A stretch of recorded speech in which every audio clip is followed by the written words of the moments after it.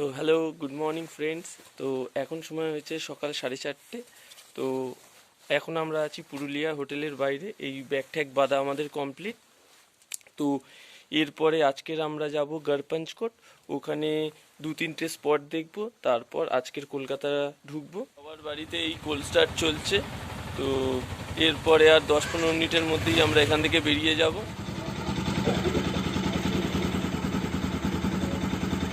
তো বেদনা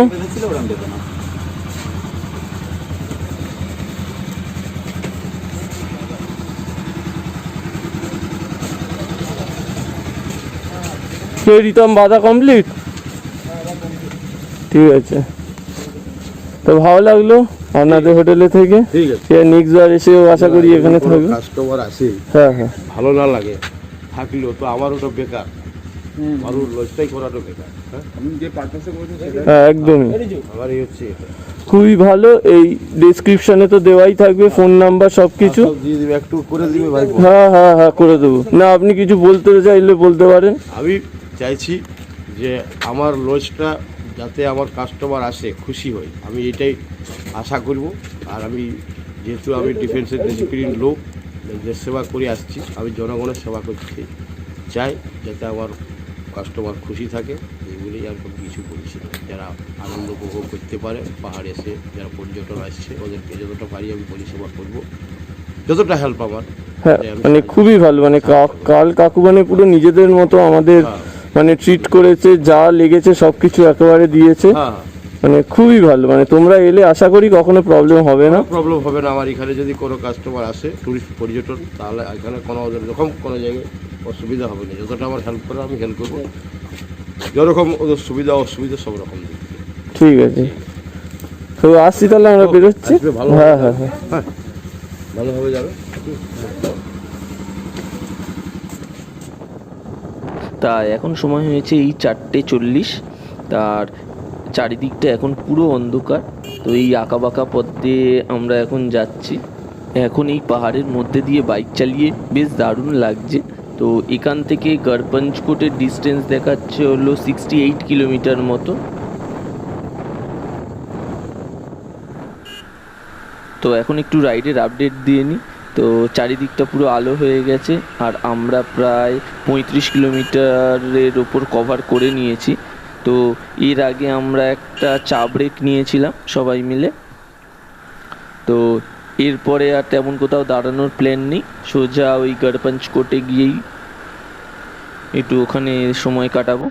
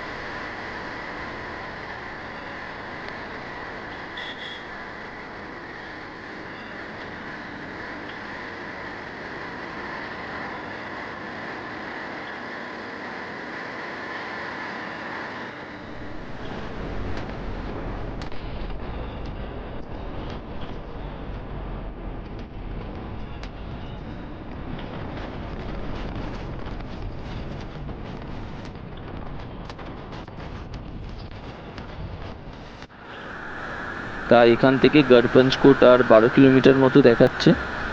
তো পুরুলিয়া থেকে গড়পঞ্চকোট আসার রাস্তা সিঙ্গেল লেন রুট, কিন্তু রাস্তা বেশ ভালোই, যেমনই। আর ভোরবেলা বলে আরও ফাঁকা পেয়েছি, রোড কন্ডিশনও ভালো। তা আজকের প্ল্যানটা একটু বলে নিই। আজকের তো ফার্স্ট বললামই আমরা এখন গড়পঞ্চকোট যাচ্ছি, আর গড়পঞ্চকোট থেকে বারন্তি ড্যামটা যাব। এই দুটো স্পটই আজ কভার করার ইচ্ছা আছে। তো বারন্তি ড্যাম দেখে তারপর আবার বাড়ির দিকে ব্যাক করব, বারুইপুরের দিকে। তো চলো আবার কিছুটা গিয়ে আপডেট দিচ্ছি।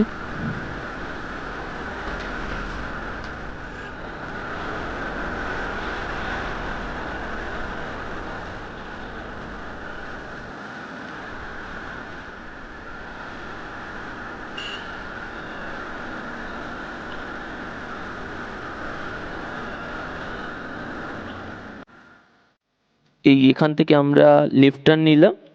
তো এখান থেকে আর গড়পঞ্চকোট 9 কিলোমিটার দেখাচ্ছে। তা এতক্ষণ রাইডে আমরা একটা লাইন মেনটেন করে আসছিলাম। তো কৃষ্ণেন্দু লিড করছিল, তারপরে সঞ্জিতদা ছিল, তারপর অভিরূপ ছিল, তারপর নাইয়া ছিল, দুটো R15, তারপরে আমি ছিলাম, আর আমার পরে ছিল রিতম আর প্রিয়ম। তো গড়পঞ্চকোটে আসার যে বাঁদিকে গলিটা ছিল ওই জায়গায় তো আমরা সবাই একসাথে দাঁড়িয়েছিলাম। অভিরূপ কখন কৃষ্ণেন্দুকে ওভারটেক করে আগে চলে গেছে। এবার তাকে ফোন করা হচ্ছে, ফোনও তুলছে না। তো অনেক কষ্টে তাকে ফোন করা হলো, ফোন তুললো। আবার গুগল ম্যাপ দেখে বললাম যে স্পটে আসতে। আমরা আস্তে আস্তে আপাতত গড়পঞ্চকোটের স্পটের দিকে যাচ্ছি। তো এটা একটু গ্রামের রাস্তা, ভিতরের রাস্তা, ছোট গলির মধ্যে দিয়ে প্রায় 9 কিলোমিটার মতো আমাদের যেতে হবে। এখান থেকে আর দেখাচ্ছে 7 কিলোমিটার মতো। চলো স্পটে গিয়ে আবার বলছি। তো আমরা এই গড়পঞ্চকোট ঢুকে গেছি। তো সামনে দেখতে পাচ্ছ মন্দিরটা, ওই দেখা যাচ্ছে।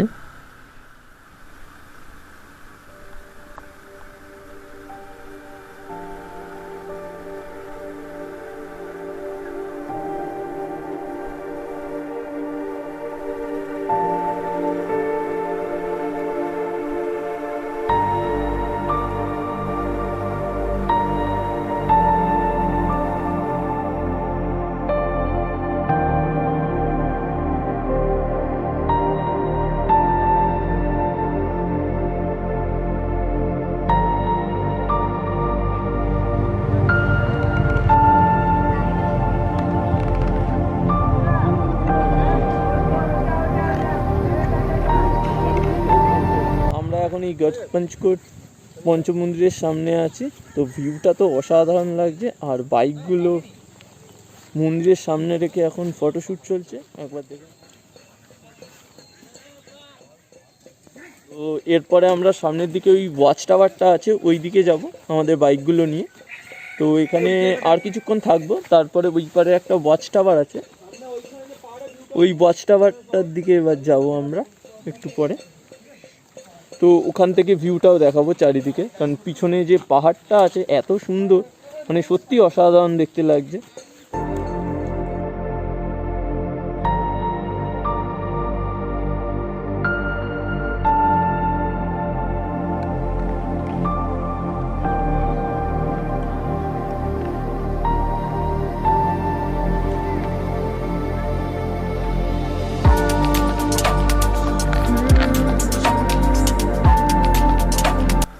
তো ওয়াচ টাওয়ারটায় তো ওঠা যাবে না, কারণ ওয়াচ টাওয়ারটা হলো ওই হোটেলের মধ্যে। হোটেলে যারা থাকে তারাই চারিদিকটা দেখার জন্য এই ওয়াচ টাওয়ারটা আছে। তো এখন পিছনের দিকে একটা বন টাইপের জায়গা আছে, তো আমরা সবাই এখন ওই সাইডটাই যাচ্ছি, দেখি কি আছে, কিছু ভালো কিছু পাওয়া যায় কি না, সেই জন্যই যাচ্ছি এই জঙ্গলের মধ্যে।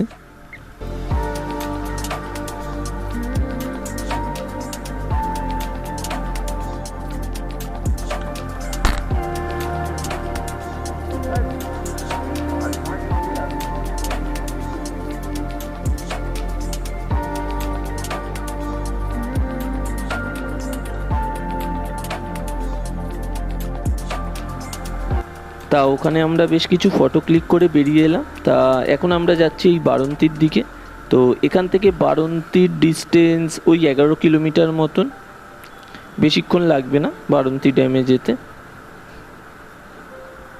বেরিয়ে যাচ্ছে সঞ্জিত দা, বেরিয়ে যাচ্ছে, ঠিক আছে, সাবধানে যেও।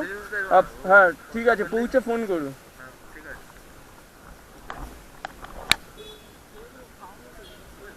হ্যাঁ সামনে ব্রেকফাস্ট করে নিও, যেন আমরা বাড়ি পৌঁছে ফোন করছি।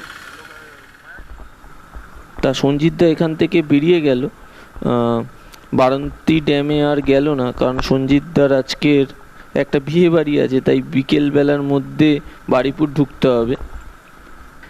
তাই সঞ্জিতদা দেরি করলো না, সঞ্জিতদা একাই বেরিয়ে গেল। তা সঞ্জিতদা যেখান থেকে বেরিয়ে গেল ওখান থেকে আমাদের নিতে হয়েছিল এই রাইট টার্ন। তো রাইট টার্ন নেওয়ার পর আর কিছুটা রাস্তা আমাদের যেতে হবে এই রাস্তা দিয়ে।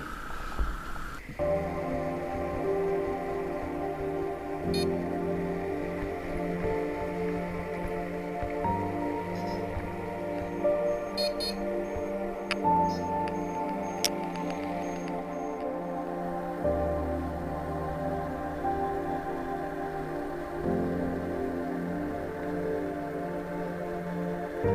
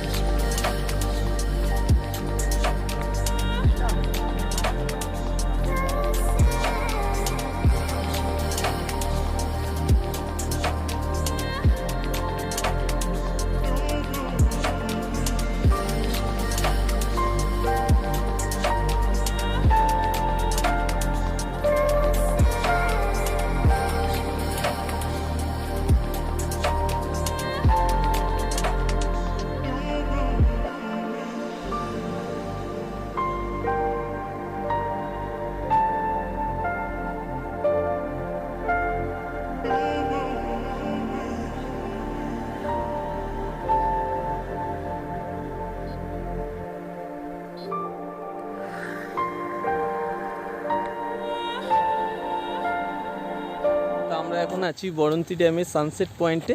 তো চারিদিকটা মানে অসাধারণ লাগছে, এই সাইডে জল, ওই সাইডে পাহাড়, মানে একবার চারিদিকটা দেখাচ্ছি শুধু, আর মাঝখান থেকে রাস্তা চলে গেছে, মানে অসাধারণ, জাস্ট অসাধারণ।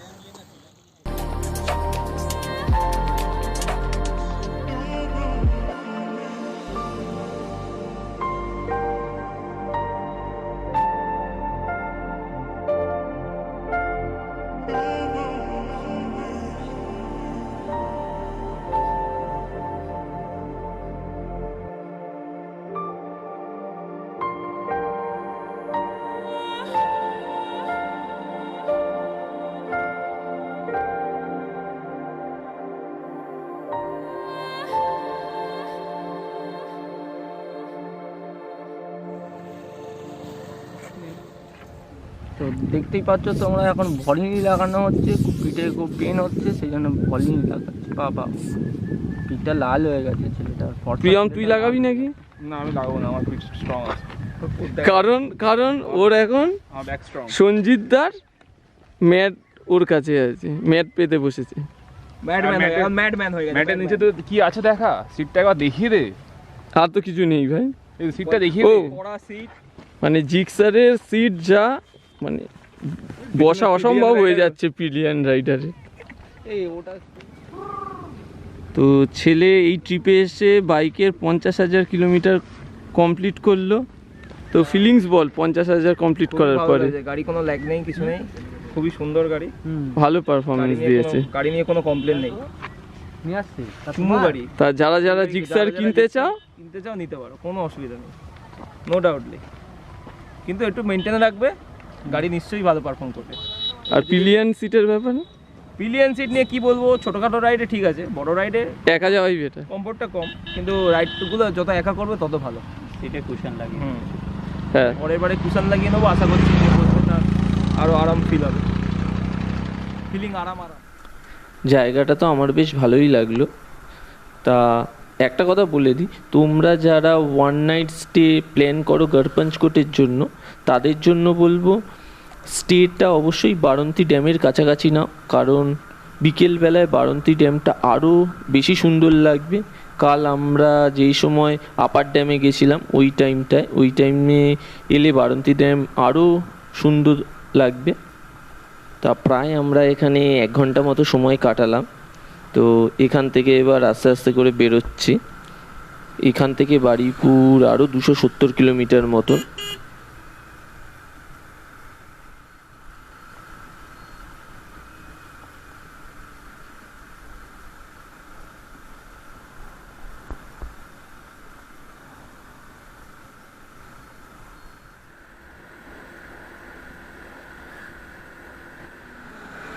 তা রাস্তা তো মোটামুটি বেশ ভালোই ফাঁকা পাচ্ছে।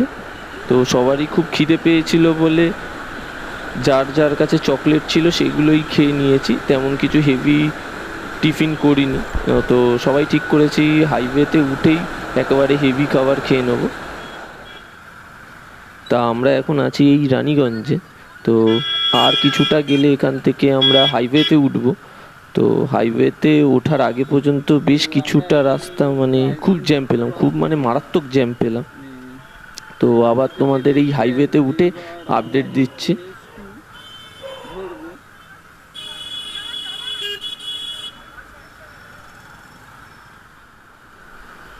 তা যাই হোক, হাইওয়েতে আমরা উঠে গেছি। তো এবার সোজা এই রাস্তা কলকাতার দিকে ব্যাক করব। তো আমরা এখন এই পানাগড়ের একটা হোটেলের সামনে দাঁড়িয়েছি এই দুপুরের লাঞ্চটা করে নেবো বলে। তো আপাতত সব কিছু ঠিকঠাকই চলছে। তো হাইওয়েতে উঠে গেছি, আর তেমন কিছু চাপ নেই। আশা করি বিকেল সন্ধে হওয়ার আগেই বাড়ি পৌঁছে যাব। তো এখন মোটামুটি রাস্তা ভালোই। তো লাঞ্চটা সেরে ফেলি আর কি, সবারই খুব খিদে পেয়েছে। তেমন সকাল থেকে কিছু খাওয়া হয়নি, রাস্তার ধারে একটু বিস্কুট চকলেট এগুলোই খেয়ে নিয়েছিলাম, এমনি ভারী কিছু খাওয়া হয়নি। তো এখন আপাতত লাঞ্চটা একটু ভালোভাবে করে নেব। তো এই দুপুরের লাঞ্চ আমাদের এসে গেছে তরকা রুটি। তো ভাত তো কেউই খাচ্ছে না, তো স্পেশালি আমি তো খাচ্ছি না, কারণ হাইওয়েতে ওঠার পরে যে এত ঘুম পাচ্ছে কি বলবো, মানে দুদিন তো ঘুমই হয়নি রাতে। তো দুপুরের লাঞ্চ করার পরে এখানে আমরা বেশ কিছুক্ষণ রেস্টও নিয়েছি। তার এখন এই বক্সে গান চালিয়ে দিয়েছি, এবার হাইওয়ে রাইডটা একটু এনজয় করতে করতে যাব। তো সঞ্জিতদাকেও একটা ফোন করে নিয়েছিলাম, সঞ্জিতদা ঠিকভাবে পৌঁছে গেছে কিনা। তো সঞ্জিতদা বলে সবে আমি এখন শক্তিগড়ে আছি। আজকে কী বল, সঞ্জিতদাও বলছিল হাইওয়েতে ওঠার পরে এত ঘুম পাচ্ছিল, তার উপর সঞ্জিতদা একা ছিল বলে, তাই হাইওয়ের ধারে একটা গাছের তলায় বেশ কিছুক্ষণ রেস্ট নিয়ে ঘুমিয়ে নিয়েছি। তা শক্তিগড়ে নিয়েছিলাম আমরা একটা চা ব্রেক, ওই 15-20 মিনিটের মতো। তো এরপরে আর কোনো ব্রেক নেব না, এরপরে সোজা ডানকুনিতে গিয়ে একটা ব্রেক নেব। এখন NH2 এর মেনলি ফেরার রাস্তার রোড কন্ডিশন খুবই খারাপ, মানে বড় বড় গর্তে পুরো ভরা।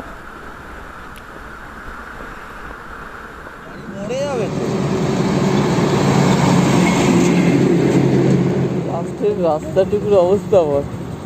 বাপরে বাপ, মিনিমাম 4টে গাড্ডা পড়েছি, ওদের ব্যাগটা ছিঁড়ে চলে গেল। কাদের? ওই তো ব্যাগটা ছিঁড়ে গেল, এখন ওটাকে বাঁধার ব্যবস্থা করতে হবে। ও আমি তো জানিও না। আর বাজে গাড্ডা মানে লাস্ট তো ডান সাইড দিয়ে যাওয়ার মতো অবস্থায় নেই, মানে একদম মানে ওভারটেক কি করবো, ওভারটেক করছি গাড্ডা পড়ছে, গাড্ডায় ভরা। ঠিক আছে, জিনিসপত্রের প্রবলেম হয়নি তো? আমরা এই ডানকুনি টোল প্লাজায় পৌঁছালাম। তো এখন এই চা ব্রেক হচ্ছে। তো আমাদের ট্রিপ মোটামুটি সাকসেসফুলি কমপ্লিট। এইবারে তো চেনা রাস্তা, এবার বাড়ির পথে যাব। তো সবাই বল ভাই, ট্রিপ কেমন লাগলো? ট্রিপ দারুণ ছিল, হার্লেগুলো দেখে নাও। আর কি বলবো, হার্লের ফ্যান হয়ে গেছে ছেলে। আর বল তোর কেমন লাগলো ট্রিপ? ট্রিপ অসাধারণ ছিল, খুব এনজয় করেছি। অলমোস্ট কমপ্লিট, এইবার বাড়ির দিকে রওনা দিচ্ছি। এইবার তো চেনে রাস্তা, আর মোটে 60 কিলোমিটার মতো বাকি আছে। তুইও বল, পিছনে বসে কেমন লাগলো? সুন্দর ট্রিপ হয়েছে, কিন্তু আমার একটু পিলিয়ন রাইডার ছিলাম, একটু প্রবলেম ফেস করেছি। রাস্তায় প্রচণ্ড গাড্ডা রয়েছে, আদারওয়াইজ যা ফটো উঠেছে, যা পুষিয়ে গেছে আমাদের। আর মজা জবরদস্ত হয়েছে, দ্বিগুণ মজা হয়েছে। আনলিমিটেড মাস্তি হয়েছে। চলো, এখানে আর এরপরে দেখানোর মতন কিছুই নেই। তো এই এপিসোডটা এখানেই শেষ করছি।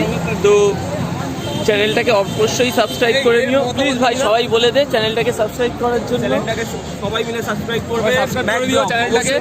খুব পরিশ্রম করছে ছেলেটা। চলো, টাটা।